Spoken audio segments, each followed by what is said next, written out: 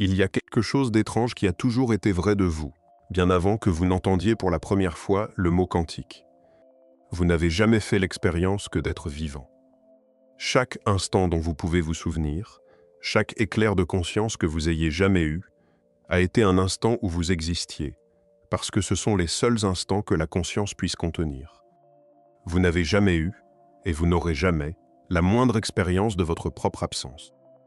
Et il existe un recoin de la physique qui prend ce fait tranquille, ordinaire, et le transforme en l'une des idées les plus dérangeantes qu'un esprit humain ait jamais formulées. L'idée que votre fil d'expérience soit structurellement empêché de jamais s'arrêter, que vous vous retrouverez toujours parmi les survivants, quelle que soit l'improbabilité de cette survie, quel qu'en soit le prix. Au premier abord, cela ressemble presque à une bonne nouvelle. Ce n'en est pas une. Alors, votre propre absence de faim est-elle un réconfort, ou bien le sort le plus solitaire que l'on puisse imaginer? Installez-vous confortablement. Si vous aimez ces voyages aux confins de la science, abonnez-vous à cette chaîne et restez avec moi, car comprendre pourquoi cette idée nous saisit, puis pourquoi elle finit par s'effondrer, est ce qui ressemble le plus à de la paix que ce sujet puisse offrir. Plonge. Il y a une petite expérience que vous avez presque certainement déjà menée sur vous-même, sans doute tard dans la nuit, sans doute sans jamais en avoir décidé. Vous étiez allongé dans le noir, et votre esprit a dérivé vers ce fait qu'un jour vous ne serez plus là. Et vous avez essayé, un instant, de vous le représenter. Pas l'enterrement, pas les gens que vous laisseriez derrière vous, mais la chose elle-même, l'expérience réelle de ne plus exister. Et si vous êtes comme presque tous ceux qui ont jamais essayé, vous avez découvert que l'image refusait de tenir en place. Chaque fois que vous tentiez d'imaginer le noir après le dernier instant, il y avait encore, d'une manière ou d'une autre, un vous dans le cadre, en train de regarder ce noir, de remarquer ce silence, d'enregistrer cette absence. Vous ne parveniez pas à vous extraire de l'image, car au moment précis où vous retiriez l'observateur, il ne restait plus personne pour faire l'imagination. Cet échec n'est pas un défaut personnel. Ce n'est pas un manque d'effort. C'est un trait structurel de ce que c'est que d'être un esprit. Vous avez passé votre vie entière à l'intérieur d'un flux ininterrompu d'expériences, et ce flux a une propriété singulière. Il n'a aucun souvenir accessible de son propre commencement, et il ne peut former aucune image honnête de sa propre fin. Vous pouvez penser les mots « je n'existerai plus ». Vous pouvez les croire entièrement. Mais vous ne pouvez pas en faire l'expérience, pas même en imagination, parce que l'expérience est précisément la chose qui devrait être absente. Et l'absence n'est pas une chose que l'esprit puisse héberger sous forme d'image. Alors vous tendez la main vers elle et votre imagination vous glisse discrètement un substitut, une pièce faiblement éclairée avec vous encore dedans, et appelle cela la mort. Ce n'est pas la mort. C'est ce dont votre esprit peut le plus s'approcher, et l'écart entre les deux est le sujet de tout ce qui va suivre. Je veux commencer ici, dans le noir, avant la moindre physique, parce que j'ai besoin que vous sentiez que vous avez déjà effleuré l'étrangeté au cœur de cette vidéo bien avant d'avoir entendu le mot quantique. Ce malaise que vous avez éprouvé dans cet instant, ce sentiment que quelque chose ne colle pas dans votre propre fin, n'est pas naïf. Il pointe vers quelque chose de réel. Pendant la plus grande partie de l'histoire humaine, on a géré ce malaise avec des récits, avec la foi, avec le réconfort du sens. Ce que je veux faire ce soir est différent.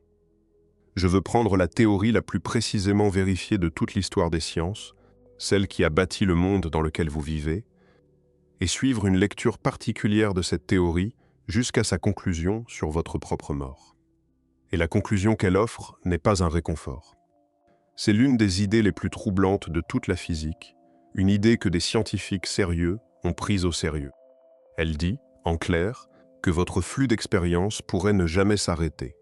Non parce que vous seriez spécial, non parce que quelque chose veillerait sur vous, mais à cause de la froide structure de la façon dont la réalité pourrait être faite. Cette idée a un nom. On l'appelle d'ordinaire l'immortalité quantique, et son jumeau plus sombre s'appelle le suicide quantique. Et avant que nous en ayons fini, vous comprendrez exactement d'où viennent l'un et l'autre, exactement comment l'argument est assemblé, et exactement pourquoi il échoue presque certainement. Mais je ne vais pas me précipiter vers le réconfort du pourquoi il échoue. Cela vous priverait de l'expérience même de cette idée, qui est que, pendant un moment, si vous la suivez honnêtement, elle semble peut-être vraie, sans endroit évident où la repousser. Le démontage, quand il viendra, vaudra davantage si vous avez d'abord senti le sol se ramollir sous vos pieds. Il vous faudra 3 choses pour suivre l'argument, et nous allons les rassembler une à une, lentement, sans laisser le moindre terme technique inexpliqué. La première est l'étrange faille, jamais résolue, au cœur même de la mécanique quantique. La question à laquelle la théorie n'a jamais répondu, celle de savoir pourquoi vous ne voyez jamais qu'une seule version des événements, là où les mathématiques insistent pour en décrire plusieurs. La deuxième est la tentative la plus audacieuse jamais faite pour combler cette faille, une idée selon laquelle l'univers ne choisit pas du tout entre les possibilités, mais où chaque résultat se produit, chacun dans sa propre branche de la réalité. Et la troisième est une seule hypothèse, discrète et presque raisonnable, sur l'endroit où votre expérience consciente doit aller quand l'une de ces branches se heurte à un mur. Empilez ces 3 éléments dans le bon ordre, et la conclusion de l'immortalité en tombe presque toute seule. Vous la verrez venir, et vous ne pourrez pas l'arrêter. Voici la phrase que je veux que vous emportiez à travers tout ceci, car nous y reviendrons tout à la fin, et lorsque nous le ferons, son sens aura complètement changé. La voici. Vous n'avez jamais fait l'expérience que d'être vivant. Pour l'instant, cela ne semble rien dire. Une tautologie. Une phrase qui dit à peine quelque chose. Bien sûr que vous n'avez jamais fait l'expérience que d'être vivant. Que pourriez-vous expérimenter d'autre? Gardez-la quand même. Posez-la quelque part en sûreté, au fond de votre esprit. Car cette petite observation, évidente, presque idiote, va se révéler être le moteur caché sous tout ce cauchemar. Mais c'est la fin du voyage, et nous sommes au début. Laissez-moi donc vous emmener là où tout commence, qui n'est ni un lit de mort, ni un cimetière, mais quelque chose de bien plus étrange et de bien plus ordinaire. Cela commence avec une seule particule, et une question si simple qu'on dirait qu'elle aurait dû être tranchée il y a un siècle, et si peu résolue qu'elle ne l'est toujours pas. La question est celle-ci. Quand vous ne regardez pas le monde, qu'est-il réellement en train de faire? Laissez-moi vous dire à quel point la mécanique quantique est bonne, car vous ne pouvez pas comprendre pourquoi l'argument de l'immortalité est si difficile à écarter tant que vous n'avez pas compris qu'il pousse sur le savoir le plus fiable que les êtres humains aient jamais produit. La mécanique quantique est la théorie du monde subatomique, le code de conduite des atomes, des particules et de la lumière. Et elle est exacte à un degré qui n'a aucun véritable équivalent ailleurs dans la science.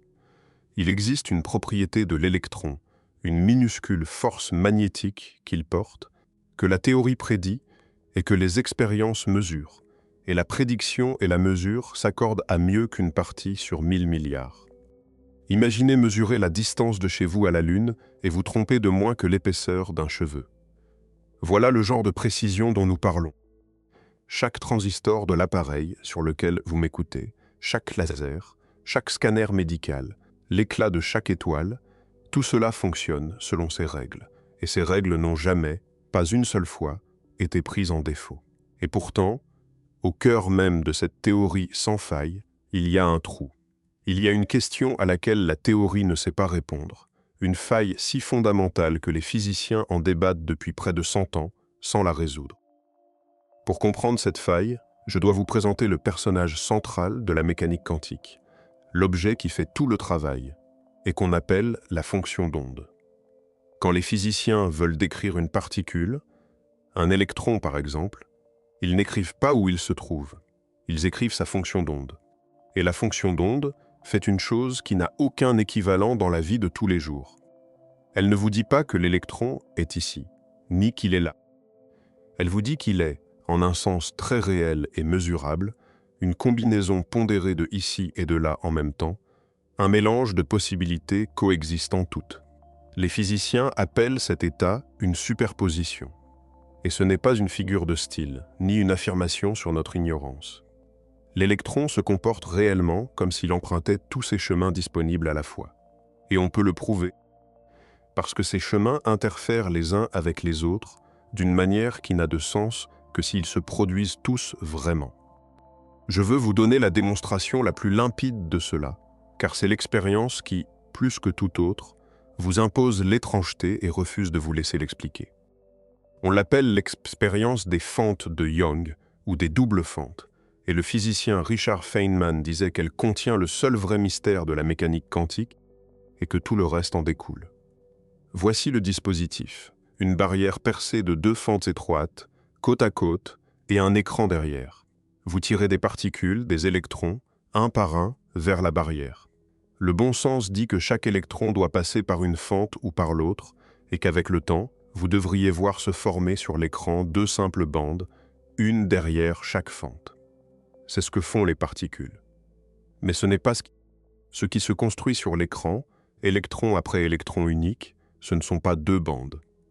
C'est une figure de multiples franges, claires et sombres alternées, la signature même d'ondes qui interfèrent les unes avec les autres, comme lorsque deux rides à la surface d'un étang se croisent, s'additionnent par endroits et s'annulent ailleurs.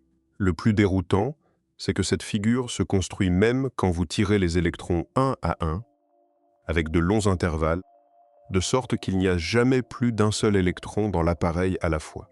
Il n'y a rien avec quoi chaque électron puisse interférer, sinon, d'une manière ou d'une autre, avec lui-même. La seule façon de donner un sens aux franges, c'est que chaque électron passe par les deux fentes à la fois, comme une nappe de possibilités, et interfère avec lui-même en route vers l'écran. Et voici le geste qui devrait vous hérisser le poil.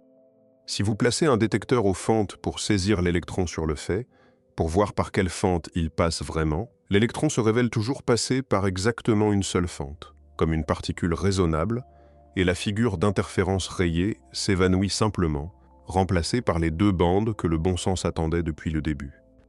Regardez, et vous obtenez une fente et aucune frange. Ne regardez pas, et vous obtenez les deux fentes et les franges. L'acte de découvrir quel chemin a été pris détruit la chose même qui rendait l'expérience étrange. C'est le problème de la mesure, vivant dans un seul appareil que vous pourriez monter dans le sous-sol d'une université, et on l'a réalisé d'innombrables fois, avec des électrons, avec des atomes entiers, et même avec de grosses molécules faites de centaines d'atomes. La petitesse de la chose n'est pas le sujet. Le sujet, c'est que la réalité, lorsqu'elle n'est pas observée, se comporte comme un étalement de possibilités coexistantes, et que, lorsqu'elle est observée, elle vous en montre exactement une, et que rien dans la théorie n'explique la différence entre les deux. Il existe une équation qui gouverne la façon dont la fonction d'onde change au fil du temps.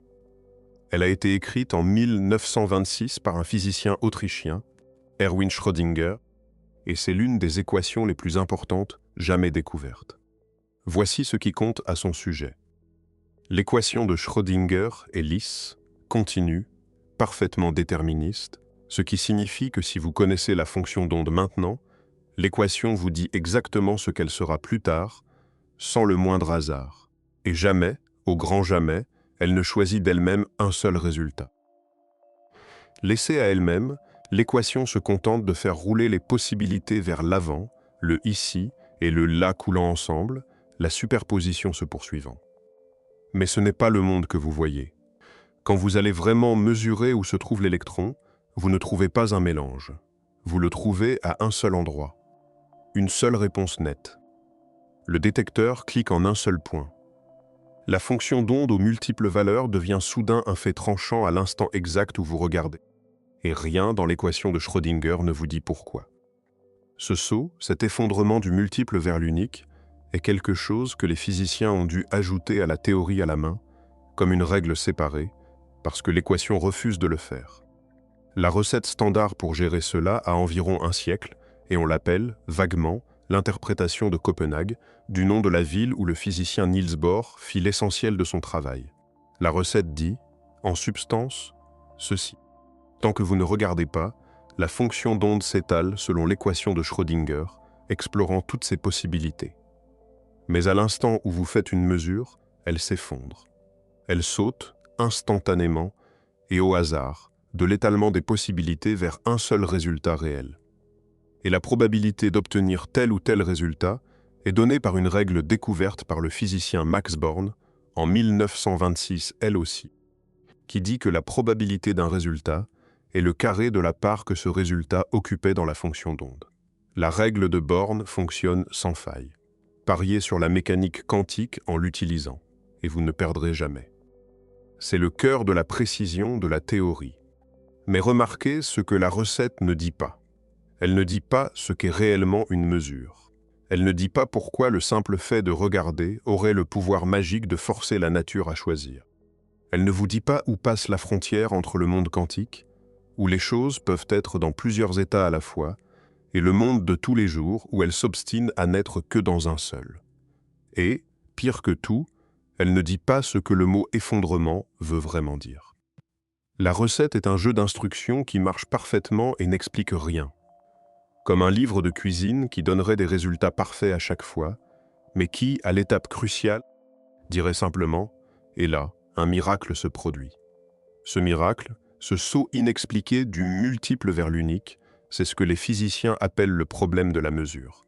C'est la faille au cœur de la théorie la plus réussie jamais écrite. Et c'est la fissure d'où va ramper tout notre cauchemar.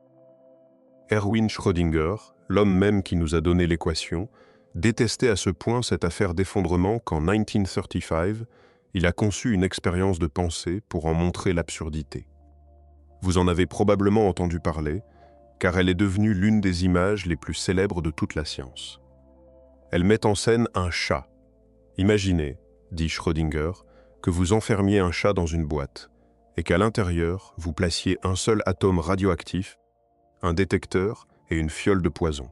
Le dispositif est réglé de telle sorte que si l'atome se désintègre, le détecteur se déclenche, le poison est libéré et le chat meurt. Si l'atome ne se désintègre pas, rien ne se passe et le chat vit. Or, l'atome radioactif est un système quantique. Avant que quiconque ne regarde, sa fonction d'onde le décrit dans une superposition, un mélange de désintégrés et de non désintégrés à la fois. Et voici l'aiguillon de Schrödinger. Si l'atome est dans une superposition et que le sort du chat est lié directement à l'atome, alors, selon la logique stricte de la théorie, tant que personne n'ouvre la boîte et ne regarde, l'ensemble du contenu de cette boîte, atome, détecteur, poison et chat, doit être décrit par une seule fonction d'onde dans laquelle le chat est dans une superposition de mort et de vivant. Ni mort ni vivant, mais un véritable mélange des deux à la fois. Schrödinger trouvait cela manifestement ridicule. Un chat, insistait-il, est de toute évidence soit vivant, soit mort. Son propos était sérieux et tranchant. La recette de l'effondrement ne vous dit jamais à quelle échelle l'absurdité est censée s'arrêter. On accepte qu'un seul atome puisse être dans deux états à la fois. Soit. Mais un détecteur? Un chat? Un être humain? L'univers entier? Où, exactement, tombe la frontière et qui la trace? La recette de Copenhague n'a pas de réponse. Schrödinger voulait son chat comme un avertissement, une manière de dire « Regardez comme tout cela est cassé ». Mais il y avait une autre façon de répondre au chat, une façon à laquelle Schrödinger ne songea jamais sérieusement. Une façon qui ne recule pas devant l'absurdité, mais l'embrasse complètement. Et si le chat était vraiment dans les deux états? Et s'il n'y avait aucune frontière, aucune échelle spéciale, aucun moment magique d'effondrement, et que la superposition continuait simplement, tout du long, à travers le détecteur, le poison, le chat, vous et le monde entier. Et si la raison pour laquelle vous ne voyez jamais qu'un seul chat n'était pas que l'univers choisi, mais que vous aussi vous vous divisez? C'est l'idée vers laquelle nous nous tournons à présent. Et c'est la deuxième de nos 3 pièces. Et c'est le geste le plus audacieux que quiconque ait jamais accompli dans l'histoire de la physique. À l'automne 1954, un étudiant en doctorat à l'université de Princeton était, de son propre aveu plus tardif, en train de boire du xérès avec des amis lorsque l'idée centrale de sa vie lui vint. Il s'appelait Hugh Everett III. Vif, irrévérencieux, amateur de science-fiction, de bonne chère et de discussion, il étudiait sous la direction de l'un des physiciens les plus imaginatifs du siècle, John Archibald Wheeler, l'homme qui inventerait plus tard l'expression « trou noir ». Everett se débattait avec le problème de la mesure, la faille que nous venons de traverser, et il eut l'une des idées les plus propres et les plus radicales que quiconque ait jamais eue sur la nature de la réalité. Son idée était, au fond, un acte de soustraction. Il regarda les 2 pièces de la recette de Copenhague, la lisse équation de Schrödinger, qui étale les possibilités, et le mystérieux effondrement qui les rabat sur une seule. Et il posa une question qui semble presque trop simple pour être profonde. Et si nous supprimions purement et simplement l'effondrement? Pensez à ce que cela signifie. L'effondrement était la partie que personne ne pouvait définir, l'étape miraculeuse, l'endroit où le livre de cuisine disait « un miracle se produit ». On l'avait boulonné à la main précisément parce que l'équation ne le produisait pas. Alors Everett dit « cessons de le boulonner. Gardons seulement la partie de la théorie qui fonctionne réellement comme de la physique, la lisse équation de Schrödinger, et appliquons-la à tout, sans exception. Pas seulement à l'électron, mais au détecteur qui le mesure, au physicien qui lit le détecteur, à l'air de la pièce, à l'immeuble, à la planète. Tout obéit à l'unique équation, tout le temps, et rien ne s'effondre jamais. Et ce que cela implique est vertigineux. Suivez lentement. Supposons qu'un électron soit dans une superposition de deux états, appelons-les haut et bas, et qu'un physicien s'apprête à le mesurer. Selon l'ancienne recette, la mesure effondre l'électron au hasard sur haut ou bas. Mais Everett dit qu'il n'y a pas d'effondrement. Que dit alors l'équation? Elle dit que le physicien s'intrigue avec l'électron. Sa propre fonction d'onde se joint à celle de l'électron, et le système combiné évolue vers une superposition de deux morceaux. Dans l'un, l'électron est haut, et le physicien a vu haut et pense « j'ai mesuré haut ». Dans l'autre, l'électron est bas, et le physicien a vu bas et pense « j'ai mesuré bas ». Ces deux morceaux sont pleinement réels. Chacun contient un physicien conscient et complet, avec ses souvenirs, ses pensées, et le sentiment d'avoir observé un seul résultat bien défini. Aucun ne se sent incomplet. Chaque version du physicien est absolument convaincue d'avoir vu l'unique résultat. Et chacune a raison, à l'intérieur de sa propre branche. L'univers, dans le tableau d'Everett, n'a pas choisi entre haut et bas. Il a bifurqué. Il s'est divisé en deux histoires, aussi réelles l'une que l'autre, chacune contenant sa propre copie du physicien convaincu que son résultat fut la seule chose advenue. Et ce n'est pas un événement spécial qui exigerait un laboratoire. Cela se produit constamment, partout, à chaque instant, pour chaque événement quantique offrant plus d'un résultat possible, c'est-à-dire pour presque tous. La réalité, dans cette vision, n'est pas un fil unique courant du passé vers l'avenir. C'est un arbre qui se divise sans cesse, branche après branche, une multitude inimaginable d'histoires parallèles, toutes issues du même tronc, chacune aussi solide et réelle pour ses habitants que celle-ci vous semble l'être à vous, en ce moment. Everett appela cela la formulation par état relatif, un nom sec et modeste. Le nom célèbre vint plus tard, en 1970, lorsque le physicien Bryce DeWitt le popularisa et lui donna le titre qui est resté, l'interprétation des mondes multiples. Je sais comment cela sonne. Cela sonne comme de la science-fiction de gare, comme quelque chose inventé pour vendre des romans de poche. Et votre premier réflexe, comme celui de presque tout le monde, est sans doute de l'écarter d'un revers de main. Mais voici ce que j'ai besoin que vous compreniez, car c'est la raison pour laquelle l'argument de l'immortalité ne se laisse pas écarter en écartant simplement les mondes multiples. Selon les critères ordinaires que les physiciens utilisent pour juger les théories, les mondes multiples ne sont pas l'option extravagante. C'est l'option économe. Réfléchissez. La recette de Copenhague doit ajouter à la théorie un processus entier supplémentaire, l'effondrement, un processus que personne ne peut définir, ni localiser, ni expliquer. Les mondes multiples n'ajoutent rien. Ils prennent l'équation que nous avons déjà, celle dont nous savons qu'elle fonctionne, et ils la prennent simplement au pied de la lettre, en refusant d'ajouter quoi que ce soit par-dessus. L'étrangeté n'est pas dans les mathématiques. Les mathématiques sont les mêmes. L'étrangeté est seulement dans ce que les mathématiques disaient depuis le début, si l'on avait le cran de les croire.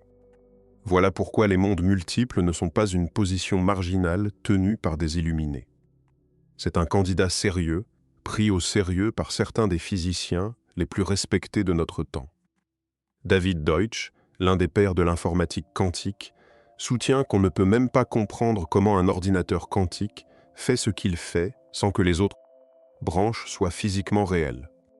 Le physicien Sean Carroll a écrit un livre entier pour défendre cette lecture, en plaidant qu'elle est la plus honnête et que les physiciens devraient cesser d'en avoir honte. Ce ne sont pas des gens en marge. Ils sont au centre de la discipline. Et cela importe énormément pour la suite, parce que cela signifie que lorsque l'argument de l'immortalité dit « si les mondes multiples sont vrais, alors telle chose s'ensuit », vous ne pouvez pas vous en échapper en disant que les mondes multiples sont manifestement faux. Ils ne le sont pas. Ils pourraient bien être vrais. Et s'ils le sont, nous devons prendre au sérieux ce qu'ils impliquent à votre sujet. Il me reste une pièce à vous donner avant que le tableau ne soit complet, et elle répond à l'objection la plus naturelle que vous êtes probablement déjà en train de former. Si le monde se divise sans cesse en branches parallèles, pourquoi ne l'avez-vous jamais remarqué? Pourquoi votre réalité semble-t-elle si parfaitement, si obstinément unique? La réponse est un processus au nom un peu technique et au sens magnifique. On l'appelle la décohérence. Elle fut dégagée par le physicien Heinz Dieter Zeh en 1970, puis développée au cours des années 1980 par Wojciech Zurek. Voici ce qu'elle dit, en clair. La raison pour laquelle on pourrait, en principe, détecter différentes branches, c'est que les possibilités quantiques peuvent interférer entre elles tant qu'elles sont maintenues dans un isolement parfait. Mais à l'instant où un système quantique touche son environnement désordonné, les milliards de molécules d'air, les photons de lumière, la chimie tiède et humide d'un cerveau vivant, ces relations délicates qui permettraient aux branches d'interférer se brouillent et se dispersent presque instantanément à travers d'innombrables particules. Et une fois cela fait, les branches deviennent, à toute fin pratique, scellées les unes des autres pour de bon. Retenez cette phrase, car, comme l'autre, elle reviendra transformée. Les branches ne se touchent jamais. Une fois que la décohérence a fait son œuvre, et elle l'a fait en une infime fraction de seconde, pour tout objet aussi grand qu'un chat ou une personne, les branches parallèles ne peuvent plus communiquer, ne peuvent plus interférer, ne peuvent plus se tendre la main d'aucune manière. Chacune devient une réalité privée, close sur elle-même, et les êtres qui vivent à l'intérieur n'ont absolument aucun moyen de détecter les autres. Ce n'est pas une limite passagère de nos instruments. C'est un fait structurel sur la façon dont la division opère. La décohérence est la raison pour laquelle le monde quantique, avec toutes ses possibilités mêlées, paraît si solide, si classique, si unique à des créatures comme nous. Et c'est la raison pour laquelle chaque branche est une pièce scellée, sans porte ni fenêtre entre elle et les pièces voisines. Les branches ne se touchent jamais. Souvenez-vous-en. C'est ce qui va rendre l'argument de l'immortalité à la fois irrésistible et, en fin de compte, impossible à tester. Nous avons donc deux de nos trois pièces. Le problème de la mesure, la faille où la théorie refuse de dire pourquoi nous voyons un seul résultat plutôt que plusieurs. Et la réponse des mondes multiples, qui comble la faille, en disant que nous voyons un seul résultat parce que nous nous divisons nous-mêmes et ne chevauchons jamais qu'une seule branche, scellée de toutes les autres par la décohérence. C'est un tableau étrange et grandiose, et jusqu'ici, il n'a encore rien dit d'effrayant à votre sujet. Cela change maintenant, car un homme a pris cet univers ramifié et lui a posé une seule question, simple et terrible. Que devient une branche lorsqu'elle se heurte à un mur? Que devenez-vous, vous précisément, dans la branche où vous mourrez?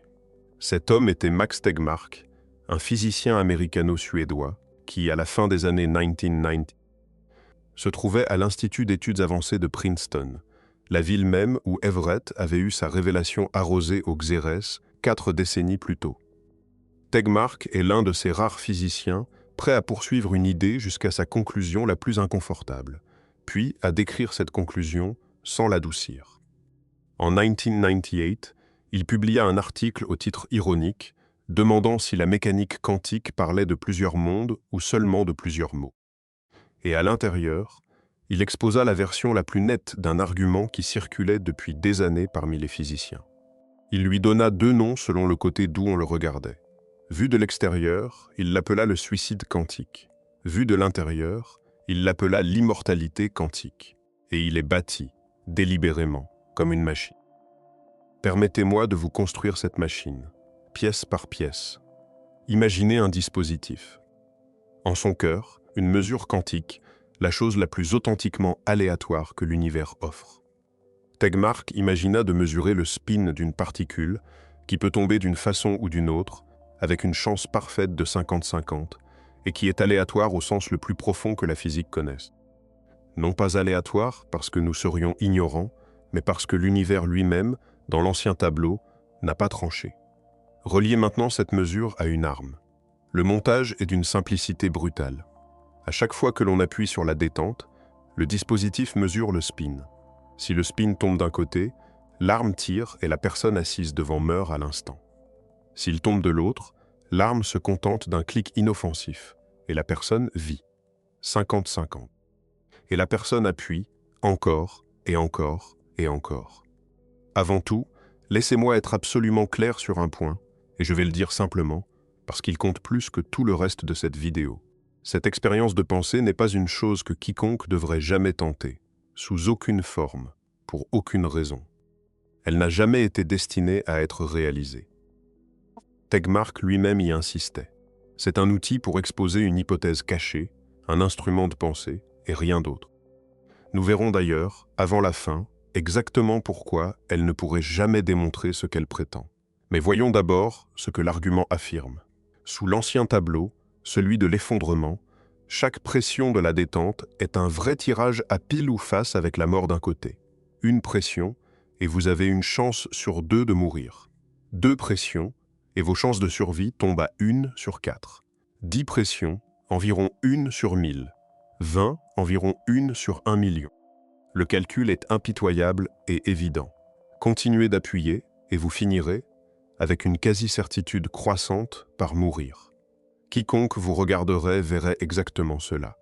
C'est le résultat sain, attendu, ordinaire, et c'est pourquoi aucune personne saine d'esprit ne s'assoirait jamais dans ce fauteuil. Mais Tegmark pose alors la question qui retourne tout. Que se passe-t-il sous les mondes multiples? Rappelez-vous, il n'y a pas d'effondrement. Chaque mesure fait bifurquer le monde. Quand vous appuyez et que le dispositif mesure le spin, le monde ne tire pas à pile ou face. Il se divise. Dans une branche, le spin est tombé fatal, l'arme a tiré, et cette version de vous est morte. Dans l'autre, le spin est tombé sauf, l'arme a cliqué, et cette version de vous est vivante, un peu secouée, prête à appuyer de nouveau. Les 2 branches sont réelles. Les 2 se produisent. Et voici le gond de tout l'argument, l'unique étape sur laquelle tout repose. La version de vous dans la branche où l'arme a tiré ne fait plus aucune expérience. Il n'y a plus personne, dans cette branche, pour faire la moindre expérience.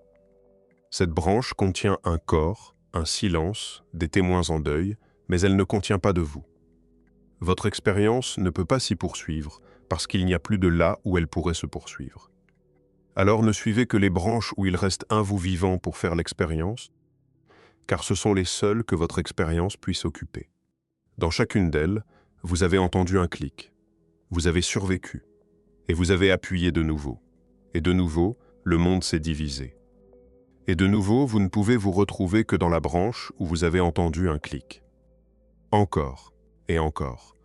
Peu importe le nombre de fois où vous appuyez, la version de vous qui reste pour faire une expérience est toujours, nécessairement, une version qui a entendu le clic. De votre point de vue intérieur, vous feriez l'expérience d'une suite ininterrompue de clics, sans fin. Vous vous sembleriez à vous-même impossiblement, miraculeusement, surnaturellement chanceux. Vous vous sembleriez impossible à tuer. Le pistolet n'était qu'une illustration propre, un dessin de laboratoire de quelque chose que l'argument dit se produire tout le temps, partout, sans aucune machine. Car votre corps, chacune de ses cellules, est fait de particules, et les particules obéissent à la mécanique quantique. Et la différence entre vivre et mourir, à un instant donné, se ramène, quand on la suit jusqu'au fond, au comportement de ces particules. Une certaine mutation qui s'enclenche ou non dans une cellule, un caillot qui se forme ou se dissout, une molécule critique qui se lie ou non à un récepteur critique. Si les mondes multiples sont vrais, alors chacun de ces instants où votre existence est en balance est un instant où le monde bifurque, et il y a toujours une branche, si infime soit-elle, où les particules tombent de la façon qui vous maintient en vie. Vous pouvez retirer le pistolet entièrement. L'univers, dit l'argument, est déjà la machine. Vous appuyez sur l'interrupteur à chaque battement de cœur, et vous l'avez fait toute votre vie, et vous le ferez toujours. Voici donc l'argument assemblé, debout sur ses propres jambes, sans rien retenir. Le monde bifurque à chaque événement quantique. C'est les mondes multiples, et c'est peut-être vrai, et des physiciens sérieux le tiennent pour de bonnes raisons. Votre vie et votre mort, suivies jusqu'au fond, sont des événements quantiques, parce que tout l'est. À chaque instant où vous pourriez mourir, le monde se divise. Et parce que la mort n'est que la défaillance d'un système physique fait de particules, il y a toujours au moins une branche, si improbable soit-elle, où les particules s'arrangent pour que vous surviviez à cet instant. Et vous, votre expérience consciente, la chose qui écoute ces mots de l'intérieur, ne peut jamais se retrouver que dans une branche où elle existe encore, parce qu'une branche où vous êtes mort ne contient pas de vous pour s'y retrouver. Par conséquent, votre flux d'expérience ne peut jamais, de l'intérieur, prendre fin. Il y a toujours une branche survivante, et votre expérience y est toujours enracinée, parce que c'est le seul endroit où l'expérience puisse aller. Vous verrez les autres mourir, vous verrez l'improbable devenir votre ordinaire. Mais vous-même, de l'intérieur, vous n'atteindrez jamais la fin. Vous ne le pouvez pas. La structure de la situation l'interdit. C'est cela, l'immortalité quantique. Et je veux que vous remarquiez ce qui vient de vous arriver, car cela arrive à presque tous ceux qui entendent l'argument exposé proprement pour la première fois. Vous avez cherché le sol sous vos pieds. Votre esprit, sensé et sceptique, est parti à la recherche de l'endroit où le tour de passe-passe est caché, l'étape manifestement fausse. Et, un instant, vous ne l'avez peut-être pas trouvé. Chaque pièce, prise seule, semble tenir. Les mondes multiples, respectables, la mort, un processus physique. L'expérience, qui n'a lieu que là où il y a quelqu'un pour la faire, presque une tautologie. Et la conclusion glisse hors de ces pièces, lisse et froide, et se tient là devant vous, et vous ne pouvez pas la renverser tout de suite. Ce moment, ce bref vertige où le sol se ramollit et où vous ne trouvez sincèrement pas l'erreur, est le moment le plus important de cette vidéo. Je ne vais pas vous en sauver encore. Remarquez, pendant que vous y êtes, que cet effroi ne ressemble pas à celui d'un conte ou d'une histoire de fantôme, le genre que l'on chasse en allumant la lumière. Il est plus froid que cela, et plus raisonnable, et c'est précisément ce qui le rend efficace. Une histoire de fantôme vous effraie en vous demandant de croire une chose que votre raison rejette. Celle-ci vous effraie en bâtissant, brique raisonnable après brique raisonnable, à partir de prémices que vous avez déjà acceptées, une conclusion que votre raison ne peut pas immédiatement rejeter. Et l'idée n'est pas que vous vivrez éternellement comme le promettaient les vieux récits, dorés, jeunes, glorieusement vivants. Relisez l'argument, et vous verrez qu'il ne promet rien de tel. Il ne dit pas que vous serez en bonne santé. Il ne dit pas que vous serez heureux. Il ne dit même pas que vous serez entier. Il dit seulement ceci. Quoi qu'il arrive, il y aura une branche où vous n'êtes pas tout à fait mort, et votre expérience y sera, parce qu'elle ne peut être nulle part ailleurs. Et une fois que vous voyez cela clairement, la chose tourne dans vos mains. Car quelle sorte de survie est-ce là? Non pas la survie des forts et des chanceux, mais la survie de ceux qui tiennent à peine, le fil d'awareness qui reste quand chaque sortie ordinaire vous a été retirée, et que les seules portes encore ouvertes sont les portes improbables, étroites, diminuées. L'argument ne vous offre pas la vie éternelle. Il vous offre l'impossibilité de la mort, ce qui se révèle, à y regarder de près, une chose très différente et bien plus effrayante. Il y a un nom qui se forme pour ce que l'argument préserve réellement, et je veux le planter dès maintenant, doucement. Ce que l'argument enracine vers l'avant, branche après branche, ce n'est pas vraiment vous au sens plein. La personne entière, avec une vie, des liens, un avenir. C'est quelque chose de plus mince que cela. Un vacillement de pure conscience. Un seul brin survivant qui se faufile par les fentes les plus étroites que l'univers laisse ouvertes. L'argument promet la continuation d'un fil, pas d'une personne. Un fil, pas une personne. Pour l'instant, ce n'est qu'une phrase. Le temps que nous ayons fini de démonter l'argument, elle voudra dire quelque chose que vous ne pourrez plus ne pas voir. Et permettez-moi d'être honnête avec vous sur la forme émotionnelle de tout ceci. Certains, en rencontrant l'immortalité quantique, la trouvent réconfortante. Ils se disent « alors je ne meurs jamais vraiment » et ils éprouvent une sorte de soulagement. Je comprends l'élan, mais je crois que ce soulagement ne survit pas au contact du contenu réel de l'argument, car l'argument, pris au sérieux, n'est pas une promesse de paradis. C'est une condamnation à une sorte particulière d'absence de fin, où vous êtes acheminé pour toujours vers les branches survivantes, sans aucune garantie sur la qualité de cette survie, tandis que tout ce qui donnait à votre existence sa texture et son sens s'effondrent autour de vous.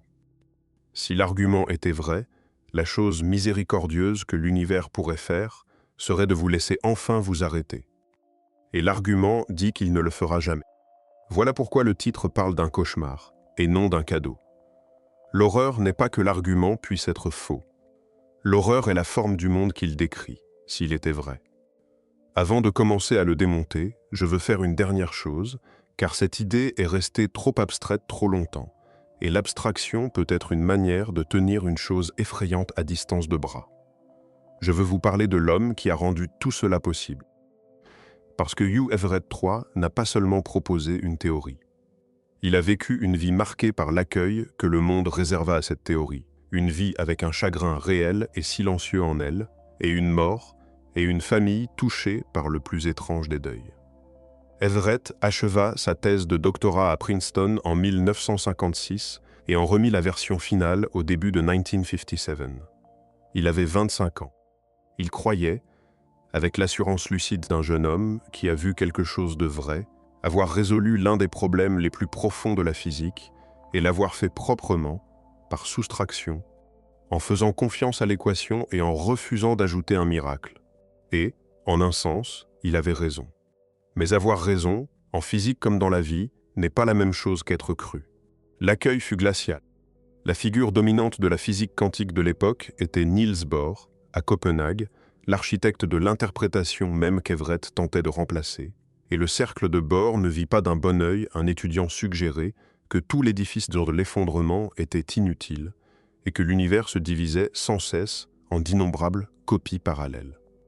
Son directeur, John Wheeler, qui admirait sincèrement ce travail et en percevait la puissance, était pris entre son brillant étudiant et l'établissement qu'il respectait, et il poussa Everett à adoucir le propos, à atténuer les affirmations les plus radicales pour les rendre acceptables.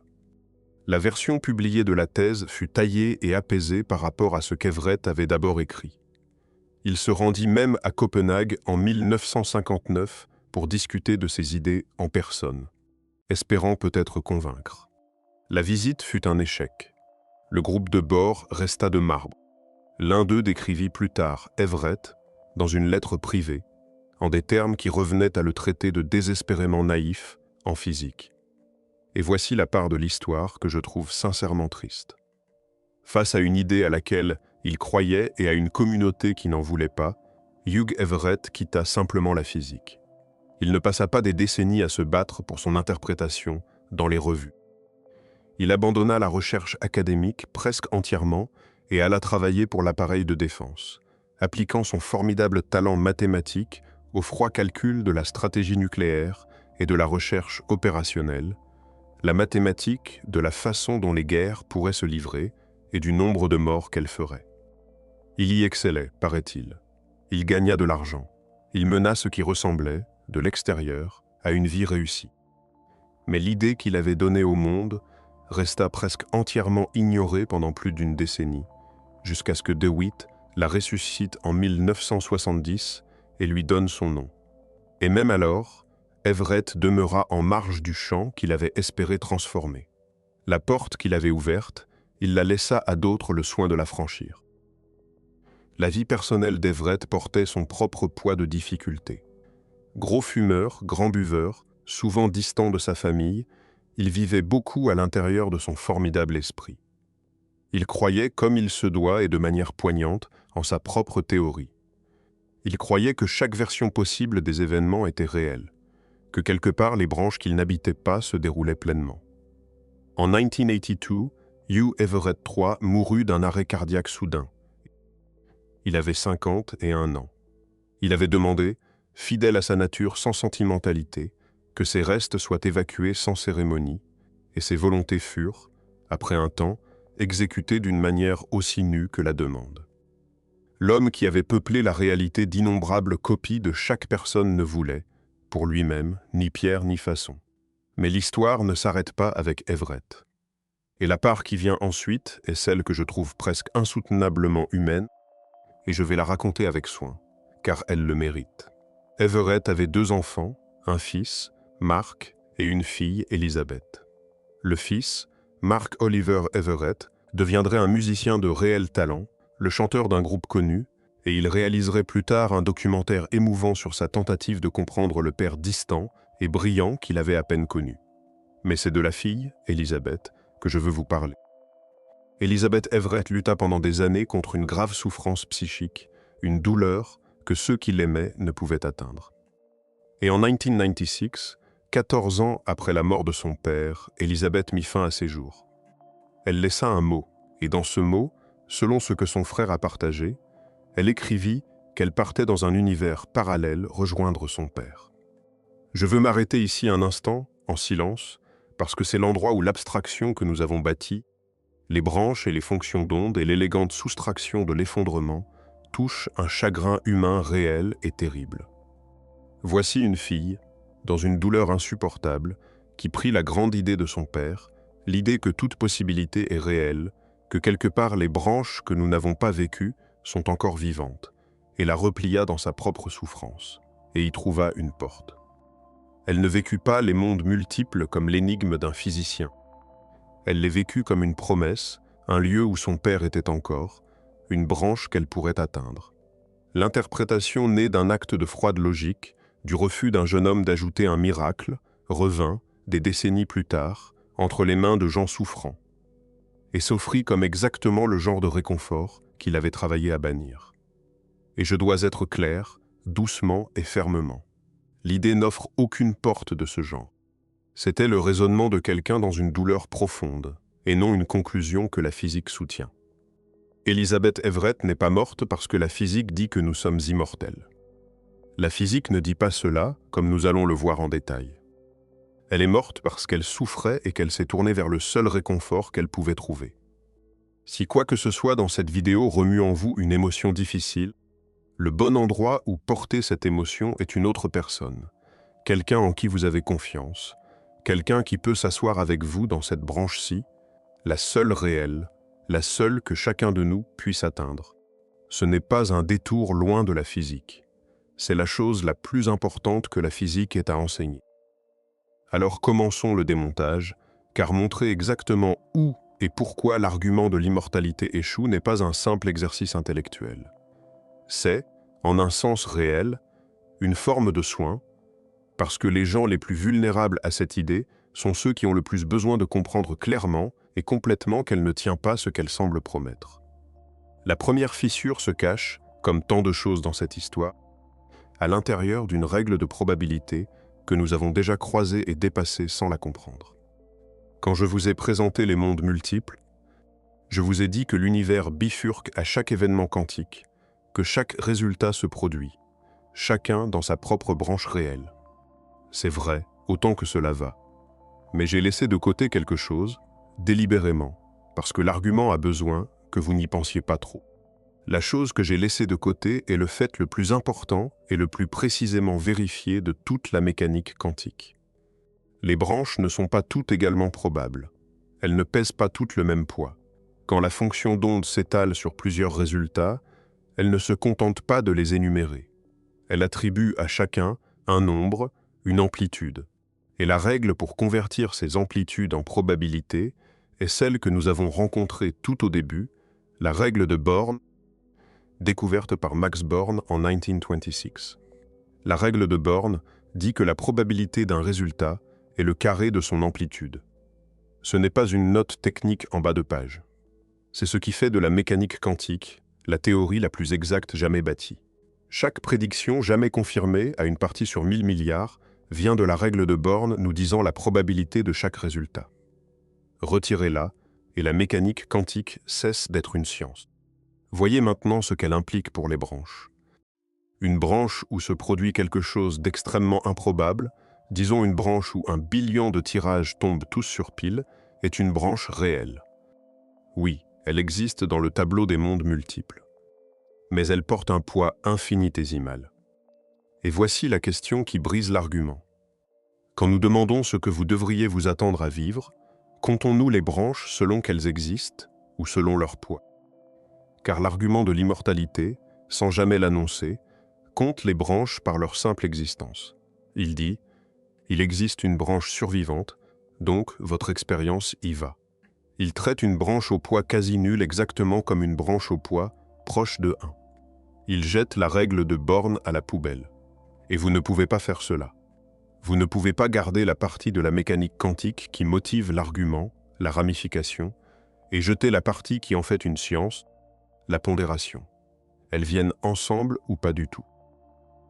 Si les mondes multiples sont vrais, alors la seule façon cohérente de penser à vos expériences futures est de pondérer chaque version future de vous par la mesure de Born, par l'amplitude au carré de sa branche. Et à l'instant où vous le faites, le miracle s'évapore. Car les branches où vous survivez à une catastrophe mortelle par un absurde caprice quantique sont exactement les branches de poids quasi nulles. Ce sont les branches du billion de piles d'affilée. Elles existent, mais elles sont d'une légèreté de plume, presque rien. Et les branches où vous mourrez, ordinairement, à l'heure, comme tout humain qui ait jamais vécu, sont les lourdes, celles qui portent l'essentiel du poids. Donc, quand vous demandez, en pondérant correctement, ce que vous devriez vous attendre à vivre, la réponse revient telle qu'elle a toujours été. Vous devriez vous attendre, massivement, à mourir. Laissez-moi rendre la pondération concrète, car il est facile d'acquiescer aux mots sans sentir pourquoi ils sont décisifs. Imaginez une loterie à 100 millions de billets et vous en détenez un seul. Dans le tableau des mondes multiples, lors du tirage, le monde se divise en 100 millions de branches, et dans l'une d'elles, votre billet gagne. Cette branche gagnante est réelle. Elle existe. Mais diriez-vous, avant le tirage, que vous devriez vous attendre à gagner simplement parce qu'une branche gagnante existera? Bien sûr que non. Vous diriez que votre chance est d'1 sur 100 millions, c'est-à-dire que vous devriez massivement vous attendre à perdre, parce que les branches perdantes portent l'essentiel du poids. L'existence d'une branche gagnante ne fait pas du gain votre expérience attendue. Tout le monde comprend cela parfaitement pour les loteries. L'argument de l'immortalité est la même erreur, habillé du langage de la vie et de la mort. Il montre du doigt la branche survivante, le billet gagnant, et dit « Regardez, elle existe, donc votre expérience y va ». Mais qu'une branche existe et qu'une branche soit là où vous devriez vous attendre à vous trouver sont deux choses complètement différentes. Et l'écart entre les deux est exactement la règle de Born, la même règle qui vous dit de ne pas démissionner sur la foi d'un billet de loterie. Les branches survivantes de l'argument ne sont même pas 1 sur 100 millions. Elles sont 1 sur des nombres si grands qu'ils n'ont pas de nom. Voilà la première fissure, et elle est profonde. Ce que l'argument préserve réellement, une fois la règle de Born remise à sa place, ce n'est pas votre avenir en un sens qui ait du sens. C'est un fil d'awareness si improbable, pondéré si près de zéro, qu'il mérite à peine d'être appelé une continuation. Un fil, pas une personne. Et nous n'avons trouvé que la première fissure. La deuxième ne vient pas du tout des mathématiques de la probabilité. Elle vient du simple fait corporel et biologique de la façon dont les êtres humains meurent réellement. Car le pistolet, il se trouve, vous a menti sur la mort.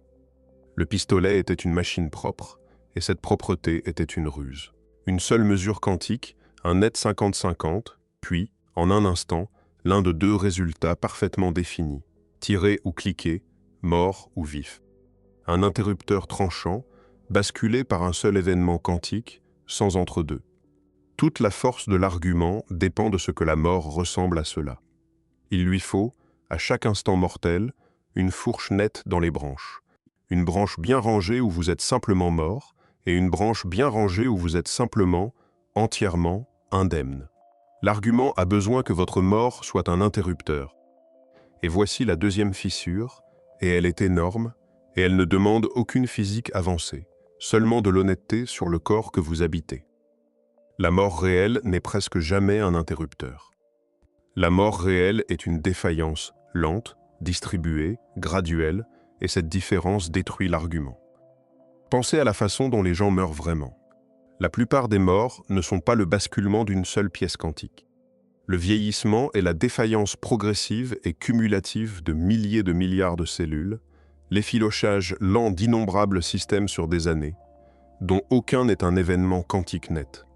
La maladie est une cascade, une défaillance en entraînant une autre, un processus qui se déroule sur des semaines, gouverné de façon écrasante par le comportement ordinaire, à grande échelle, des cellules, des tissus et des organes, et non par le tirage d'un spin de particules. Même les morts qui semblent soudaines, un infarctus, un arrêt cardiaque, ne sont pas des événements quantiques uniques. Ce sont l'effondrement macroscopique d'une énorme machine biologique, des milliards de cellules perdant l'oxygène ensemble. Il n'y a aucune particule unique, aucune mesure quantique dont le résultat décide proprement si vous vivez ou mourrez.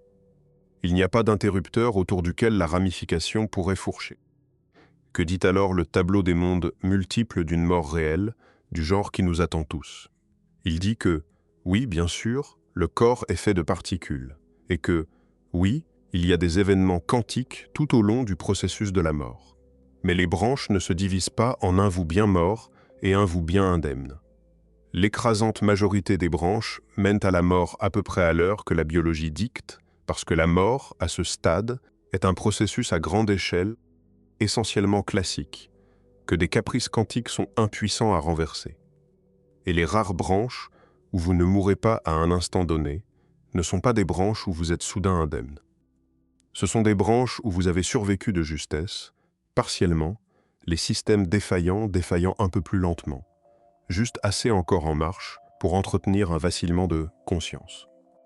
Le pistolet promettait un clic net, un retour à la pleine vie. La biologie n'offre rien de tel. La biologie offre un variateur, pas un interrupteur. Et un variateur ne livre pas l'immortalité. Il livre quelque chose de bien pire. Un crépuscule sans fin qui s'amincit, où vous ne mourrez pas, mais où vous ne vivez pas non plus tout à fait, acheminez toujours vers le corridor de plus en plus étroit qui contient encore une étincelle d'expérience. Et considérez comment les chances penchent à mesure que la survie devient plus extrême, car c'est ici que le crépuscule passe du triste à l'authentiquement horrible. Pour survivre à ce qui devrait être insurvivable, il faut que de plus en plus de choses aillent impossiblement bien. Et les versions où tout va assez bien pour vous garder entier deviennent de plus en plus rares que les versions où juste assez va bien pour vous garder techniquement présent. Ainsi, à mesure que les siècles s'empilent, si vous pouviez empiler des siècles, l'expérience où l'argument vous enracine n'est pas seulement diminuée. Elle est sélectionnée, encore et encore, pour la survie la plus marginale possible, le fil le plus mince, le moins qui compte encore comme conscience. L'argument ne vous porte pas vers une chance de plus en plus grande. Il vous porte vers des états de plus en plus dégradés qui, simplement, échouent de la marge la plus étroite à être la mort.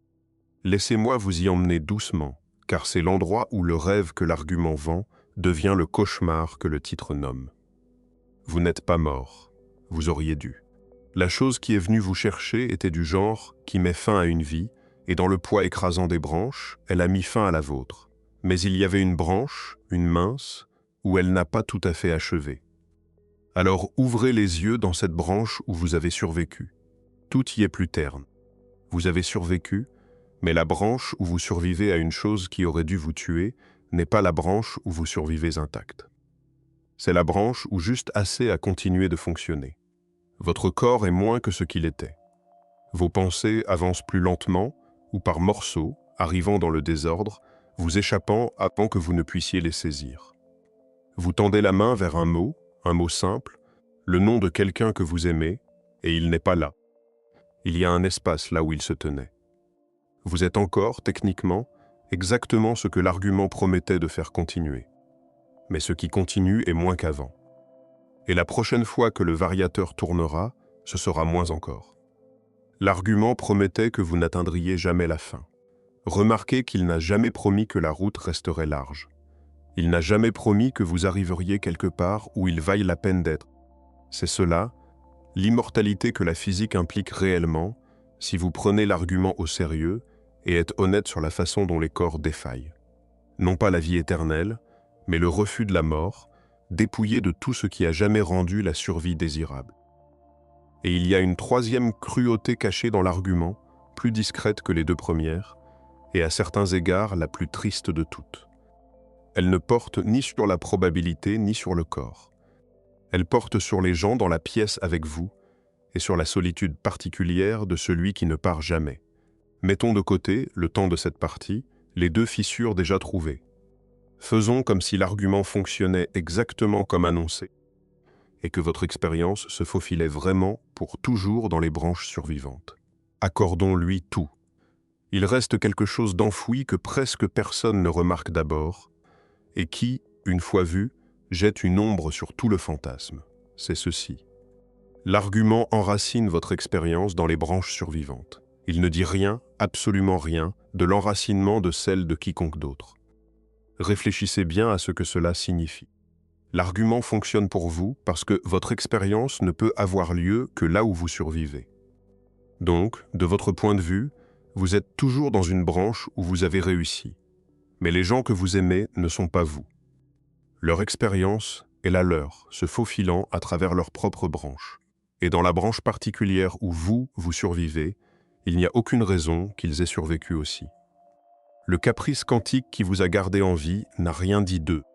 Alors, dans la branche où vous vivez, ils meurent à leur propre horaire ordinaire, comme tout le monde meurt, et vous restez là, leur ayant survécu.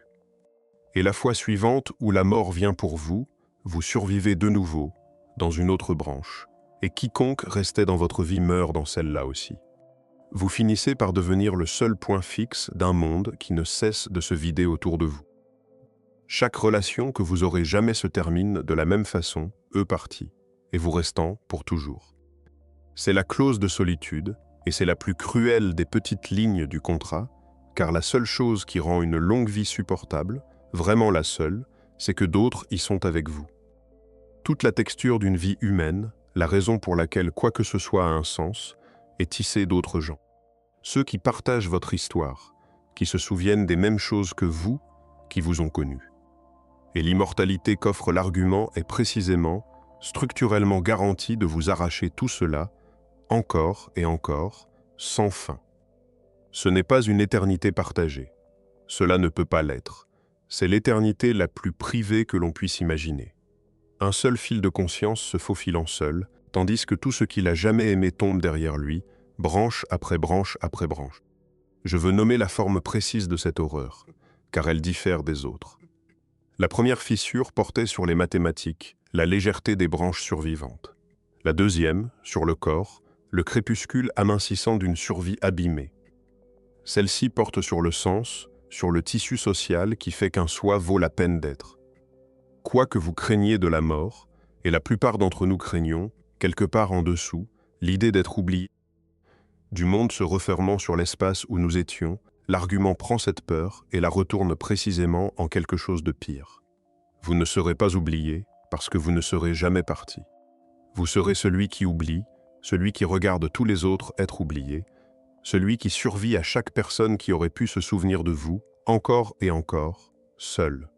Ce n'est pas une consolation. Dans une vie ordinaire, même très longue, la solitude de survivre aux autres a une fin, parce que vous aussi finissez par atteindre la vôtre et êtes épargné du reste. Le chagrin du survivant est réel, mais il est fini, borné par la propre mortalité du survivant. L'immortalité que décrit l'argument retire même cette miséricorde. Il n'y a aucun point où vous aussi auriez le droit de vous arrêter et de vous reposer de la veille. Vous devenez non seulement le dernier à se souvenir d'un monde donné, mais le pleureur permanent, celui pour qui le deuil n'a pas de sortie, la seule condition de toute la réalité qui soit structurellement empêchée d'être jamais consolée par sa propre fin. Et pourtant, j'ai gardé la fissure la plus profonde pour la fin. Car les trois que nous avons trouvées, si dévastatrices soient-elles, tiennent encore une chose pour acquise. Elles supposent toutes qu'il existe un vous bien défini, un soi unique et continu dont nous débattrions du sort. La fissure de la probabilité demandait ce que vous devriez vous attendre à vivre. Celle de la biologie, ce que vous vivriez. Celle de la solitude, ce qu'il vous resterait. Toutes trois supposaient qu'il y a un vous pour s'attendre, vivre et rester. La quatrième fissure retire cette supposition de sous tout l'édifice. car le vous que l'argument tout entier était bâti pour préserver n'était, à y regarder de près, jamais le genre de chose qui pût être préservé. Il ne fut jamais un fil unique.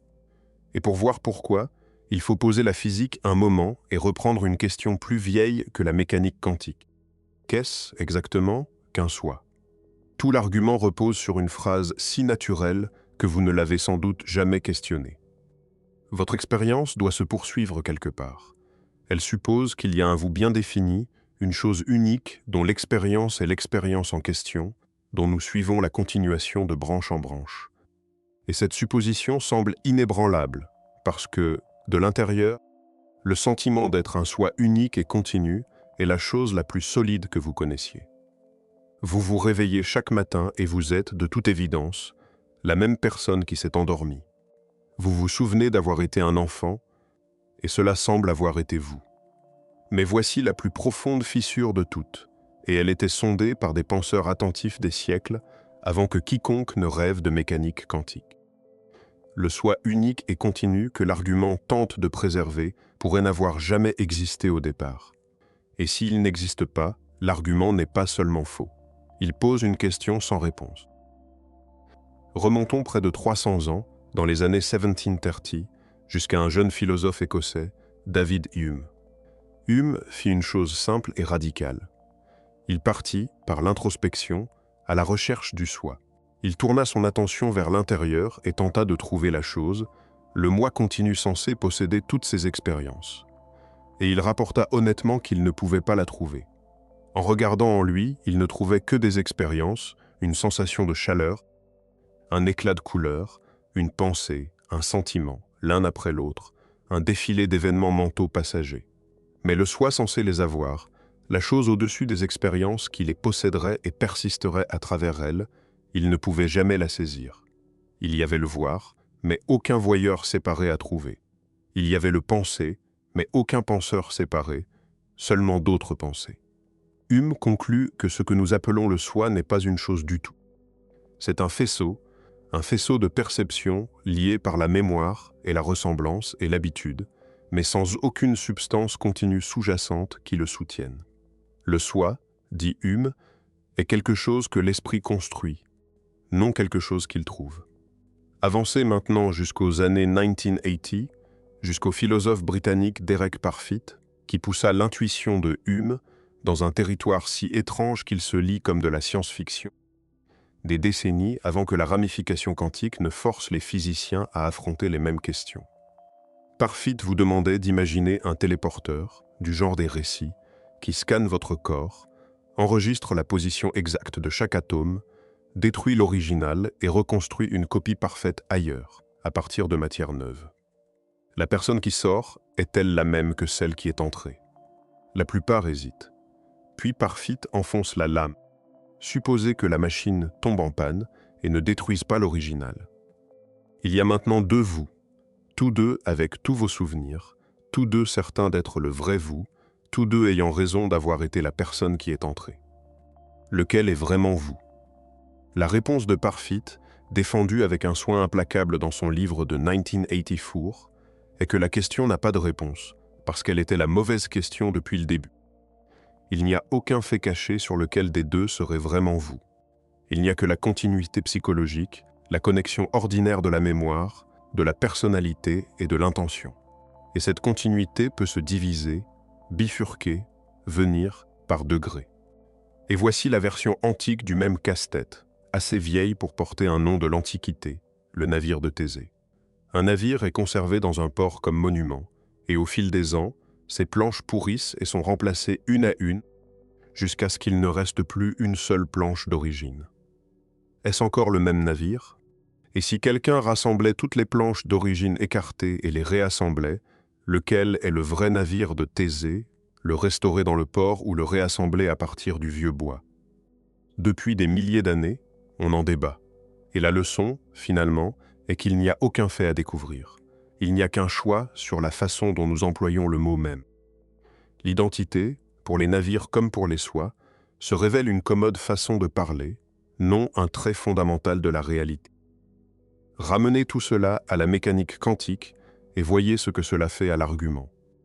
Les mondes multiples ne permettent pas seulement la division du soi. Ils la rendent littérale, constante, inéluctable. Chaque fois qu'un événement quantique se résout, et votre cerveau, étant un système physique, est intriqué dans d'innombrables événements de ce genre à chaque instant, vous vous divisez en branches, chacune contenant une version complète de vous, avec tous vos souvenirs jusqu'au moment de la division. Et voici le point fatal. Il n'y a aucun fait sur celle qui serait la vraie continuation de vous. Elles le sont toutes les deux. Elles ont toutes les deux votre passé. Elles ressentent toutes les deux, de l'intérieur, la continuation transparente et évidente de la personne que vous étiez il y a un instant. Le téléporteur en panne de Parfit n'est pas une expérience de pensée dans le tableau des mondes multiples. Il vous arrive continuellement, des milliards de fois par seconde, vous divisant en un éventail de successeurs également légitimes, dont aucun n'a de prétention privilégiée à être l'unique vrai vous. Alors, quand l'argument de l'immortalité dit que votre expérience doit se poursuivre dans une branche survivante, il s'appuie de tout son poids sur une notion de vous qui était déjà incohérente avant même que la mécanique quantique n'arrive. Il n'y a pas de fil unique à préserver, parce qu'il n'y a jamais eu de fil unique au départ. Il y a un éventail qui se divise sans cesse d'expériences momentanées, chacune héritant des souvenirs de la précédente, et se sentant donc continue, mais sans rien de plus profond qui les relie que cet héritage de mémoire. Le sentiment d'être un soi unique et continu est exactement cela, un sentiment, un récit que le cerveau assemble d'instant en instant, en cousant le présent au passé remémoré. C'est un récit remarquablement convaincant. C'est le récit le plus convaincant qui soit. Mais c'est un récit, pas une chose. Et à l'instant où vous partez chercher le soi solide et continu en dessous, vous trouvez, exactement comme Hume, qu'il n'y a rien à saisir. Et maintenant la phrase que j'ai plantée, il y a longtemps peut enfin atterrir de tout son poids. Un fil, pas une personne. Je m'en suis d'abord servi pour décrire ce qui survit à la règle de Born, un brin trop mince et trop improbable pour qu'on le veuille. Mais à présent, cela veut dire quelque chose de plus profond. Même ce mince fil survivant n'est pas la chose que l'argument promettait de sauver. L'argument se proposait de préserver vous, le soi continu, la personne. Et il se révèle que la personne fut toujours, au sens le plus profond, un fil, toujours un récit cousu d'instant en instant, jamais la substance solide et continue que nous nous imaginions être. Il reste une dernière fissure, et elle est différente des autres, car elle ne dit pas que l'argument est faux. Elle dit quelque chose de plus accablant. Elle dit que l'argument ne peut, même en principe, jamais être testé, qu'aucune observation possible ne pourrait jamais le confirmer, et que cela le place hors de la science. Imaginez que quelqu'un décide de tester l'immortalité quantique en personne. Il bâtit la machine et s'assoit dans le fauteuil, déterminé à prouver la théorie en survivant à une série impossible. Disons qu'il appuie 50 fois et vit. De l'intérieur, le voilà convaincu. Et voici le premier problème, celui qui devrait l'arrêter net. De l'intérieur, survivre à 50 pressions par immortalité quantique est rigoureusement indiscernable de survivre à 50 pressions par chance ordinaire et stupide. Il n'y a aucune différence ressentie. Une personne authentiquement immortelle et une personne simplement chanceuse dans cette branche-ci vivent exactement la même chose, une suite ininterrompue de clics. La série ne prouve rien, même à celui qui la vit, parce que la chance et l'immortalité sont identiques depuis le fauteuil. Mais c'est pire que cela. Pensez à ce à quoi l'expérience ressemble de l'extérieur, pour tous les autres. Rappelez-vous la règle de Bohr. Dans le poids écrasant des branches, l'expérimentateur meurt vite, exactement comme l'ancien tableau le prédit. Donc, dans presque toutes les branches, ceux qui regardent voient exactement ce à quoi on s'attend, une personne qui s'est assise devant une machine et que la machine a tuée. Ce n'est que dans une tranche infime, de poids quasi nul, que quiconque observe un survivant. Aucune manière, donc, de publier le résultat, de le partager, de convaincre qui que ce soit qui ne soit pas dans votre branche plume. Et même ceux-là, comme nous venons de le voir, ne peuvent distinguer l'immortalité de la chance. L'expérience est structurellement incapable de produire la moindre preuve. C'est la quatrième fissure, celle qui décide si tout ceci est de la science. Une affirmation qu'aucune observation possible ne pourrait jamais confirmer, qui est par principe intestable par quiconque, n'est pas une affirmation scientifique. C'est autre chose, une position philosophique, un récit, une foi, mais pas un morceau de physique. Et remarquez d'où vient cette intestabilité. Elle vient du fait même qui rendait les mondes multiples vivables, la décohérence. Les branches ne se touchent jamais. Ce saut qui fait paraître le monde classique et unique est exactement ce qui rend l'argument impossible à tester. Les branches où vous avez survécu ne peuvent envoyer aucun mot aux branches où vous êtes mort. Le même fait accomplit les deux tâches. C'est le genre d'élégance structurelle qu'une fois vue, on ne peut plus ne pas voir. Servons-nous maintenant de cette même compréhension pour balayer le fourré d'affirmations qui ont poussé autour de l'immortalité quantique, car certaines ne sont pas seulement fausses. Elles sont le genre de faux qui peut blesser. La première affirmation est que les expériences de mort imminente seraient une preuve de l'immortalité quantique, que les visions lucides et parfois transcendantes que les gens rapportent au bord de la mort seraient le signe d'une conscience glissant dans une branche survivante. J'en comprends l'attrait, mais la science pointe vers quelque chose de précis et de bien plus ancré. Il existe une signature biologique documentée de ces expériences. En 2013, une chercheuse nommée Jimo Borjigin et ses collègues ont publié une étude dans les comptes rendus de l'Académie nationale des sciences, où ils enregistrèrent l'activité cérébrale de rats dans les secondes qui suivirent l'arrêt cardiaque, une fois la circulation stoppée. Et ce qu'ils trouvèrent était saisissant. Dans ces dernières secondes, le cerveau mourant ne s'éteignait pas simplement. Il produisait un sursaut net d'activité électrique hautement organisée, une bouffée d'ondes gamma, celle que l'on associe au traitement conscient, à des niveaux qui dépassaient brièvement l'état d'éveil normal. Le cerveau, dans l'acte de mourir, tirait une dernière cascade extraordinaire. Et en 2022, un autre groupe documenta un sursaut d'activité gamma organisé étonnamment semblable dans le cerveau d'un patient humain mourant, enregistré par accident lors d'une urgence médicale. La qualité lucide, vive, dilatée du temps de l'expérience de mort imminente, semble être la signature d'un cerveau dans son état le plus extrême. Un système nerveux flamboyant à mesure qu'il défaille. Non le son d'une conscience s'échappant vers une autre branche du multivers. Quant au récit de gens ayant survécu contre toute attente, celui qui s'est éloigné de l'accident qui aurait dû tuer tout le monde, ici la réponse est plus simple et plus ancienne que la mécanique quantique. Avec des milliards de personnes vivant sur Terre, des séries de chances extraordinairement improbables ne sont pas seulement possibles, elles sont statistiquement garanties d'arriver à quelqu'un. Et ce quelqu'un est, par définition, celui qui est encore là pour raconter l'histoire. Nous n'entendons jamais les milliards pour qui le pari n'a pas payé. C'est le biais du survivant, la plus vieille illusion statistique qui soit, et il explique chaque histoire de chance impossible sans exiger un seul univers parallèle. La deuxième affirmation est plus étrange. C'est l'idée que l'effet Mandela, ce phénomène où de larges foules partagent le même faux souvenir, mal se rappeler un logo, une réplique de film, l'orthographe d'un nom, serait la preuve de souvenirs filtrant depuis des branches voisines du multivers. Et ici, la physique que nous avons bâtie ce soir donne une réponse nette et totale, car elle entre de plein fouet en collision avec la décohérence. Les branches ne se touchent jamais.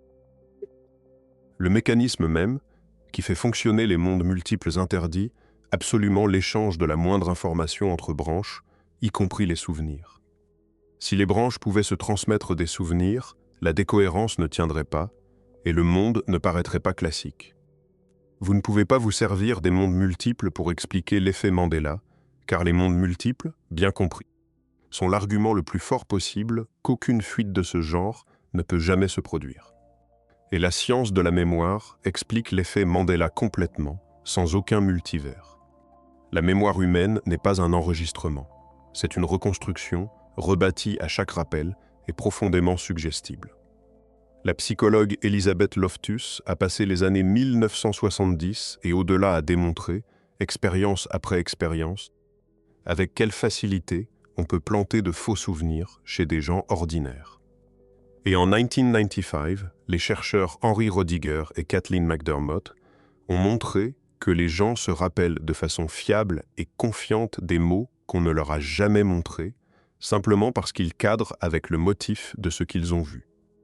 Les faux souvenirs partagés viennent de biais partagés, d'une exposition culturelle partagée, de la nature reconstructive ordinaire d'un esprit qui comble les trous.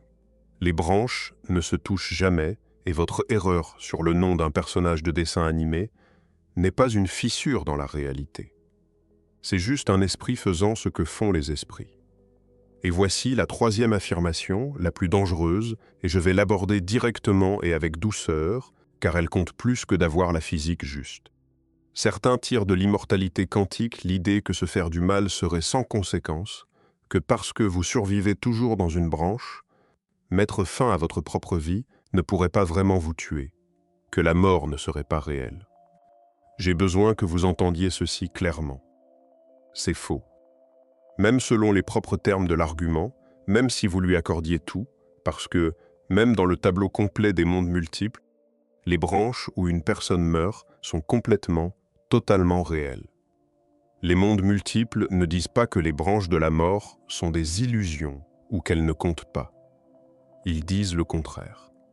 Ils disent que toutes les branches sont également réelles, ce qui signifie que les branches où quelqu'un meurt sont exactement aussi réelles que toutes les autres et qu'elles contiennent de vrais corps, une perte réelle et permanente, et de vraies personnes laissées derrière, dont le chagrin n'est pas adouci le moins du monde par l'existence d'une autre branche qu'elles ne pourront jamais atteindre.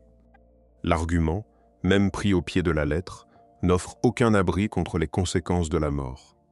Il ne les réduit pas. S'il fait quelque chose, il les multiplie, dispersant une perte réelle à travers d'innombrables branches réelles. Il n'existe aucune version de cette idée, correctement comprise, qui rende le mal sans danger, ou la mort irréelle, ou la souffrance survivable dans un ailleurs réconfortant. Et si quoi que ce soit dans cette vidéo a remué en vous une émotion difficile, le bon endroit où la porter est une autre personne, quelqu'un en qui vous avez confiance, quelqu'un qui peut s'asseoir avec vous dans cette branche, la vraie, la seule que chacun de nous puisse atteindre. C'est cela, la vraie et la seule mise, cette vie, ces gens, cette branche. Voilà donc les 4 fissures et le fourré dégagé. Les branches sont sans poids là où vous survivez. Le corps n'offre qu'un crépuscule amincissant, non une restauration. La chose qui survivait ne fut jamais un soi unique. Et l'affirmation tout entière ne peut jamais être testée, scellée hors de la science par la décohérence même qui rend le multivers vivable. Vous n'êtes pas immortel. Vous pouvez laisser ce cauchemar-là se reposer. Mais je ne veux pas finir sur une liste de réfutations, car cela manquerait la chose qui compte vraiment, la raison pour laquelle cette idée a une telle prise sur nous. Car l'argument que nous venons de démonter ne portait jamais vraiment sur la mécanique quantique. Il portait sur une erreur bien plus ancienne et plus humaine. Dépouiller les fonctions d'onde, la ramification, le pistolet et la règle de Born, et ce qui reste, au centre même de l'argument, est presque embarrassant de simplicité. C'est le plus vieux tour que l'esprit humain se joue à lui-même.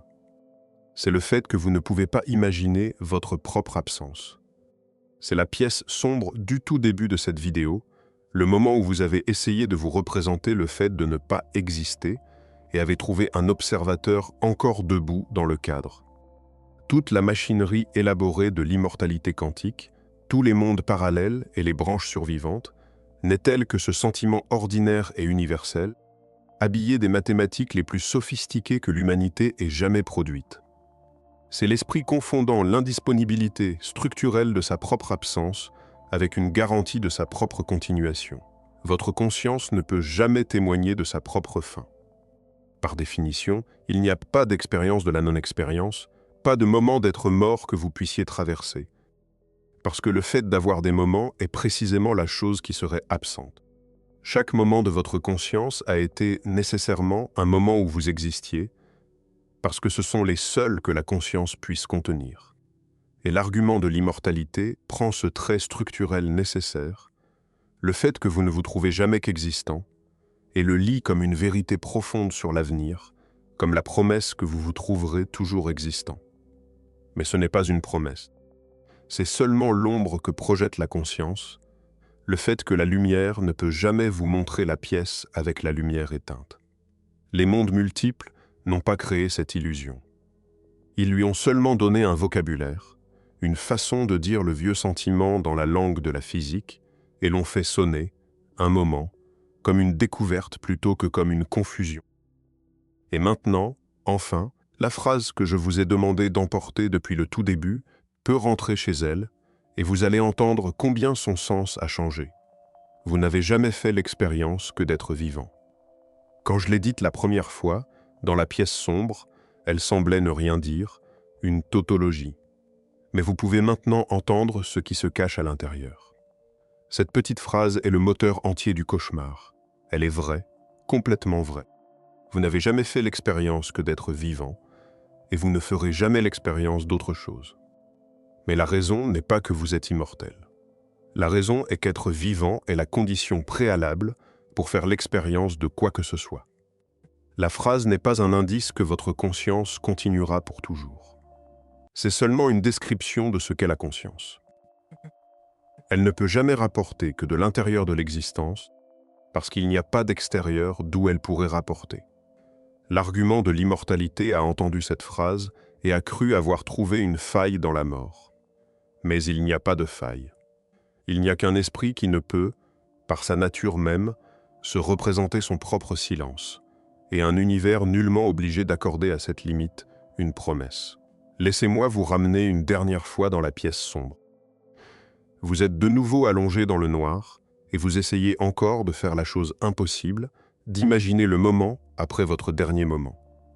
Et voici l'observateur, le même qu'avant, qui apparaît dans le cadre à l'instant où vous tentez de vous représenter le monde sans vous. Mais cette fois, vous le reconnaissez. Ce n'est pas une preuve que vous serez là. Ce n'est pas une âme, ce n'est pas une branche survivante, ce n'est pas un fil de conscience se faufilant dans le noir. C'est seulement le fait structurel que l'imagination a besoin d'un imaginant, que vous ne pouvez pas vous représenter une scène sans quelqu'un pour la représenter. Et votre esprit, sommé d'imaginer sa propre absence, fournit discrètement, impuissamment, un figurant et appelle cela la mort. Et le figurant est le présent, et le voyant, vous pouvez faire une chose que vous ne pouviez pas faire avant. Vous pouvez laisser l'observateur partir. Vous pouvez laisser l'image être ce qu'elle est vraiment, non une pièce sombre avec vous dedans, mais simplement l'endroit où l'image se termine, le bord du cadre, la dernière page. Non une obscurité à laquelle vous assisterez, mais un achèvement tranquille dont vous n'aurez jamais à témoigner, parce qu'il ne restera plus de vous ayant besoin de témoigner de quoi que ce soit. Et cela, il se trouve, n'est pas une horreur, c'est une miséricorde. Car voici la chose que l'argument de l'immortalité fuyait, la chose pour éviter laquelle il a bâti un multivers entier. La fin d'une vie n'est pas un défaut de conception. Ce n'est pas un problème à résoudre ni une faille à trouver. C'est la chose même qui fait d'une vie une vie, plutôt qu'un résidu de conscience sans forme se faufilant sans repos. Un morceau de musique n'est pas rendu pire par sa note finale. Il est rendu possible par elle. Une histoire n'est pas diminuée par sa dernière page. Elle est achevée par elle, dotée de sa forme, faite chose entière que l'on peut tenir, et se rappeler, et aimer, précisément parce qu'elle se termine. La peur de la mort et le fantasme de l'immortalité tournaient tous deux, nous le voyons à présent, autour de la même question sans réponse, celle de savoir lequel des futurs expérimentateurs est vraiment moi. Une question qui, comme nous l'avons trouvé, n'a pas de réponse, parce qu'elle était la mauvaise question depuis le début. Et quand vous la posez à terre, quand vous cessez d'exiger que le flux de la conscience continue pour toujours et le laisser être la chose finie, bornée, complète qu'il est réellement, quelque chose se dessert. La peur ne disparaît pas exactement, mais elle change de forme. Elle devient quelque chose de plus calme, de plus proche du sentiment que vous avez à la fin d'une longue et bonne journée, quand vous êtes fatigué de la bonne manière, et que la journée fut entière, et que le sommeil n'est pas un ennemi, mais une sorte de repos que vous avez gagné. Il y a une vieille pensée qui vaut la peine d'être offerte ici, car elle précède toute la physique et lui survit. Le poète romain Lucrèce, il y a plus de 2000 ans, remarqua que l'éternité de temps qui s'écoula avant notre naissance ne nous trouble pas, ces âges sans fin où nous n'existions pas, et n'étions pas regrettés, et ne souffrions de rien. Aucun de nous ne veille la nuit à pleurer les siècles d'avant sa naissance, les levers de soleil qu'il n'était pas là pour voir. Cette non-existence ne nous a rien coûté, et nous n'en ressentons l'absence en rien. Et Lucrèce demande, doucement, pourquoi nous devrions considérer la non-existence qui vient après notre mort autrement, puisqu'elle est la même sorte de chose, la même absence d'un soi pour la subir. La symétrie est exacte. Il y eut un temps sans vous, et il ne vous a pas blessé, parce qu'il n'y avait pas de vous à blesser. Il y aura un temps sans vous, et, par la même logique, ce ne sera pas une obscurité que vous endurez, parce qu'il n'y aura pas de vous pour l'endurer. Si l'éternité avant votre naissance ne fut pas une horreur, alors le calme après votre mort n'a pas besoin d'en être une non plus. C'est la même paix, approchez de l'autre côté. C'est là que je veux vous laisser ce soir. Non avec la promesse que vous vivrez pour toujours, car cette promesse, regardée de près, était un cauchemar portant le masque d'un cadeau. Et non avec le froid réconfort d'une réfutation, 4 fissures dans un argument, un débat gagné.